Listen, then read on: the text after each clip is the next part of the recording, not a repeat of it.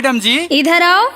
जी मैडम बोलिए। मैं मगध बिहार पहली बार आई हूँ, मुझे ये बताओ यहाँ पे कौन कौन सा फेमस जगह है घूमने का? मैडम जी यहाँ तो बहुत कुछ फेमस है। अच्छा। जैसे ककोलत का झरना, राजगीर का पहाड़, नालंदा का खंडहर, बोध गया। बताइए आपको कहाँ चलना है? अच्छा तो मुझे ये बताओ यहाँ पे खाने में क्या फेमस है? मैडम जी यहाँ तो खाने के लिए बहुत कुछ फेमस है। नहीं, मुझे ऐसा कुछ खिलाओ कि जाने के बाद भी याद रहे। अच्छा ठीक है मैडम, आइए आपको खिलाते हैं।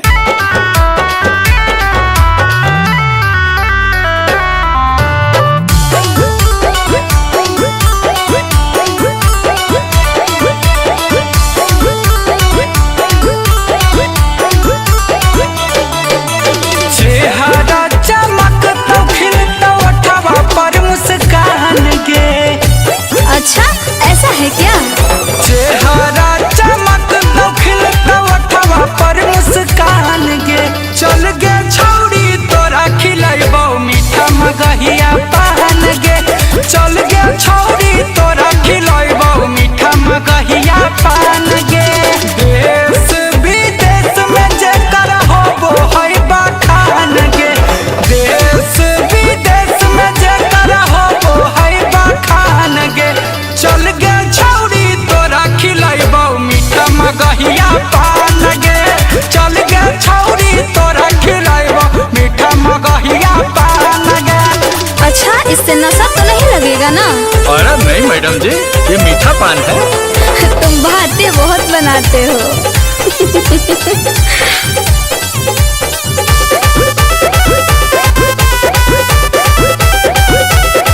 जहिया चखले में पान के सबाद के छौड़ी, तू जीना की भर करमी हमारा याद के छौड़ी। Oh no.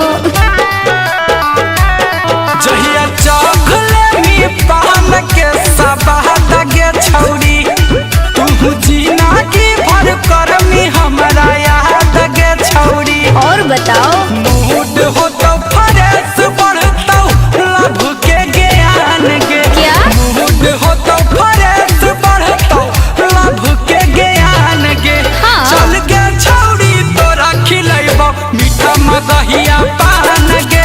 चल गे छौड़ी तोरा खिलाइबो मीठा मगहिया पान गे। अच्छा एक बात बोले, तुम्हारा मगही भाषा ना एकदम प्यारा लगता है।